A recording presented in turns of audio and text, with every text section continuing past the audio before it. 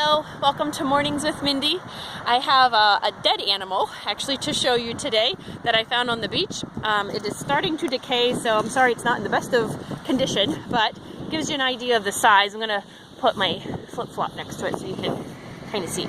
So can you guess what this is? I'll try to give you a couple different angles here. It goes all the way back there. This is a stingray, obviously dead. Right here would be the eyes. There's one there, and if you kind of see, this here is one of its fins. Almost looks like wings. When they're in the water swimming, they undulate those. They almost look like a bird flying, but they are a fish. They are closely related to sharks, and these guys, they kind of hang near the bottom. They like to, sometimes they'll partially bury themselves in the sand. They like close to inshore, kind of shallower water, so you always want to be careful as you're walking out into the ocean. Now these guys will eat clams, mussels, crabs, those types of things that are, on the bottom, which is part of the reason why they're there. Now there's skates and there are rays, stingrays. So we have a lot of skates as well on the Jersey shore, but this one is a stingray, and you can tell by this nasty looking tail. You can see that white barb right there. Here's my hand next to it.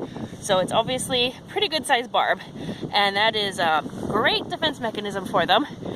I don't know if this is can you see? Oh yeah, so on that barb you can see there's little serrations, like edges on there. So if they use this to, impale something, as it gets pulled out, it's really gonna cause some damage as it comes out.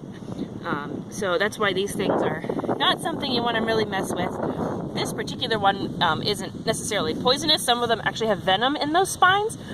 I don't believe this one would be, but obviously that can do a lot of damage. Wounds from stingrays can take a very long time to heal. Greatest threat is infection, because it makes such a nasty rough wound as it comes out. And of course, if you remember, the wildlife biologist Steve Irwin actually died from a stingray as he was swimming over it.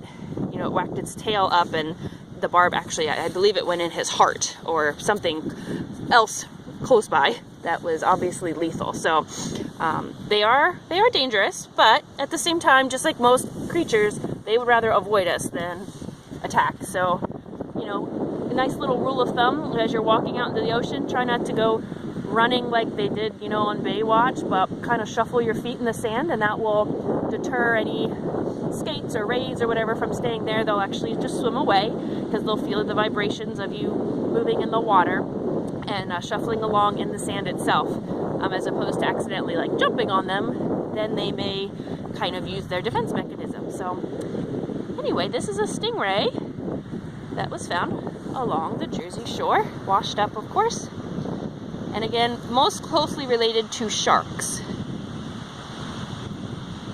There you go. And he really smells. So on that happy note, have a great rest of your day.